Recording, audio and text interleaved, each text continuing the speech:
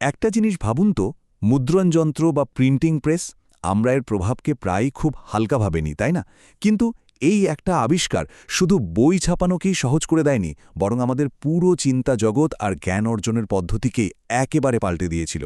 আজকের বিশ্লেষণে আমরা দেখব ঠিক কিভাবে এটা সম্ভব হলো। প্রশ্নটা শুনতে বেশ সহজ, কিন্তু এর উত্তরটা কিন্তু বেশ গভীর। আচ্ছা, এমন কোনো একটা আবিষ্কারের কথা কি ভাবা যায় যা কিনা মানব সভ্যতার গতিপথটাই পুরোপুরি বদলে দিয়েছে? ঠিক এই প্রশ্নটাকে কেন্দ্র করে আমাদের আজকের আলোচনা এগোবে। তো চলুন শুরু করা যাক। আমরা একটু সময় ধরে পেছনে ফিরে যাই, একদম গুটেনবার্গের আগের পৃথিবীতে, যখন জ্ঞান ছিল একটা দুর্লভ জিনিস, বলা যায় খুব ভঙ্গুর, আর শুধু মুষ্টিমেয় কিছু মানুষের হাতেই বন্দী ছিল। তখনকার সময়ের সবচেয়ে বড় সমস্যাটাই ছিল হাতে কপি করা। মানে প্রত্যেকটা বই ছিল এক একটা শিল্পকর্মের মতো, যেটা তৈরি করতে প্রচুর সময় আর শ্রম লাগত।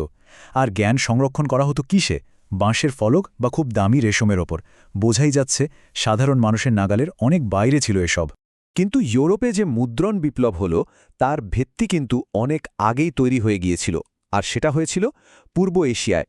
সেখানকার কিছু যুগান্তকারী উদ্ভাবন ছাড়া এই বিপ্লবটা হয়তো সম্ভবই হতো না। এই টাইমলাইনটা দেখলে বোঝা যায় পুরো ব্যাপারটা কত দারুণ। যাত্রাটা শুরু হয়েছিল সেই ১০৫ খ্রিস্টাব্দে সাইলুনের কাগজ আবিষ্কারের মধ্যে দিয়ে। তারপর সপ্তম শতকে এলো ব্লক প্রিন্টিং, আর ১২০০ থেকে ১৪০০ শতকের মধ্যে এই সব কৌশল ধীরে ধীরে পশ্চিমে ছড়িয়ে পড়ল। এর প্রত্যেকটা ধাপই ছিল খুব গুরুত্বপূর্ণ। আর গুটেনবার্গ কিন্তু এই শত শত বছরের জমানো জ্ঞানের ওপর দাঁড়িয়েই তার আসল কাজটা করেছিলেন। এবার আসা যাক ইয়োহানেস গুটেনবার্গের গল্পে। সত্যি বলতে তিনি একা শূন্য থেকে কিছু আবিষ্কার করেননি, বরং তার আসল কৃতিত্ব ছিল আগে থেকে মজুদ বিভিন্ন প্রযুক্তিকে একসাথে করে একটা অসাধারণ সিস্টেম তৈরি করা। আর ঠিক এখানেই গুটেনবার্গের আসল প্রতিভা লুকিয়ে আছে।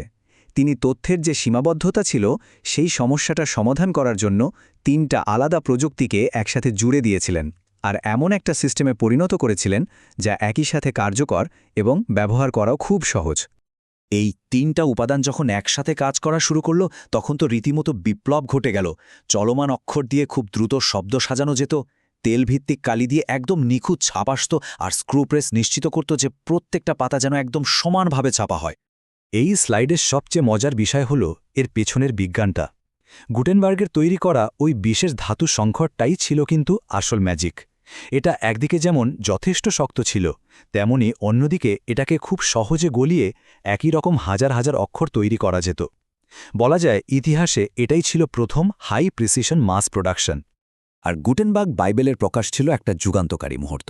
এটা পরিষ্কার করে দিল যে তথ্যের ওপর অভিজাতদের যে একচেটিয়া নিয়ন্ত্রণ ছিল তার দিন এবার শেষ। এখন থেকে জ্ঞানকে হাজার হাজার কপি করে সবখানে ছড়িয়ে দেওয়া সম্ভব। এরপর ইউরোপ জুড়ে যা ঘটল তাকে আক্ষরিক অর্থেই জ্ঞানের বিস্ফোরণ বলা চলে। মুদ্রণযন্ত্র খুব দ্রুত ছড়িয়ে পড়ল, আর তথ্যের এক সম্পূর্ণ নতুন সংস্কৃতি তৈরি হল। এই স্লাইডটা দেখুন, পাণ্ডুলিপি আর মুদ্রণ সংস্কৃতির মধ্যে পার্থক্যটা কত পরিষ্কার। গতি, নির্ভুলতা, প্রাপ্যতা সবকিছু একেবারে বদলে গেল।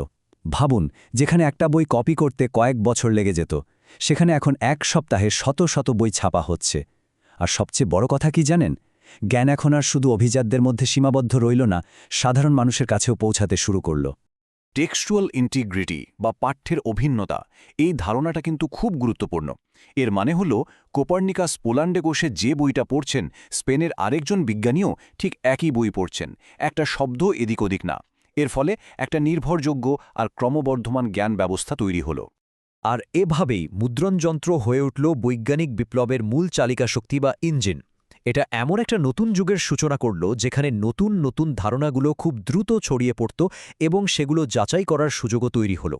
কোপার্নিকাস বা নিউটনের মতো বিজ্ঞানীরা কিন্তু এই মুদ্রণযন্ত্র ব্যবহার করেই তাদের জটিল তত্ত্বগুলো সারা ইউরোপে ছড়িয়ে দিতে পেরেছিলেন। এর ফলে প্রথমবারের মতো ব্যাপক আকারে পিয়ার রিভিউ বা সহকর্মী দ্বারা পর্যালোচনার সুযোগ তৈরি হয় এবং বিজ্ঞানের এক নতুন নির্ভরযোগ্য ভিত্তিও স্থাপিত হয়। পঞ্চদশ শতকের এই বিপ্লবের সাথে আমাদের আজকের ডিজিটাল দুনিয়ার একটা গভীর সংযোগ আছে। চলুন দেখি সেই সংযোগটা কিভাবে তৈরি হলো। আর এটাই হলো আজকের আলোচনার মূল বিষয়। মুদ্রণযন্ত্রের পেছনের যে নীতিটা কাজ করেছিল, সেটাই আসলে ডিজিটাল প্রযুক্তির প্রত্যক্ষ পূর্বপুরুষ। আচ্ছা, মডুলার ডিজাইন মানে কি?